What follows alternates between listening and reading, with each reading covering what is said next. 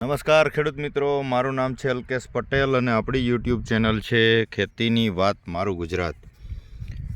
આપણી દુકાનનું નામ છે મિત્રો Hindustan agro seeds Kalavad, proper Kalavad તાલુકો, કાલાવડ જિલ્લો, જામનગર. તારીખ છે આજે 20 ડિસેમ્બર 20/12/2024.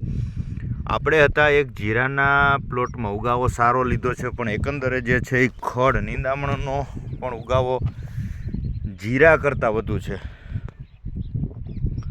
પણ સ્થિતિ એવી સર્જાણી છે કે જીરું ઉગ્યું એને હજી 5 દિવસ જેવો સમયગાળો થયો છે અને નિંદામણ જે છે એ મોટું થઈ ગયું છે. તો આ પ્રકારની સ્થિતિ હોય તો તમારે નિંદામણનાશક દવા વાપરી શકાય નહીં, કેમ કે આ જીરું ઉગ્યા પછી 15 દિવસનું થવા દેવું જરૂરી છે. નહીંતર જે છે જીરાનો જે છોડ છે એ સુકાઈ જશે. નિંદામણનાશક તમે દવા વાપરશો તો અને પાક તમારો ફેલ જશે.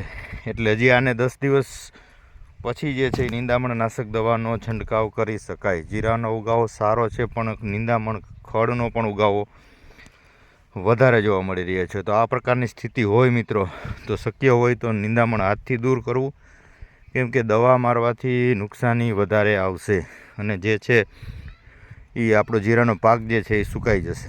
તો ખાસ કાળજી રાખશો મિત્રો, આવી મારી વિનંતી છે. ઉગી ગયા પછી 15 દિવસનું થઈ ગયું હોય તો જે પારિજાતનો આવે છે રફાજ અથવા બાયરનું આવે છે રાફ્ટ, બંનેમાંથી કોઈ પણ એક 25 થી 30 ml ડોઝથી જે છે એ છંટકાવ કરી દેવો. પણ ઉગ્યા પછી જે છે એ 15 દિવસે મિત્રો એ ખાસ કાળજી લેવી.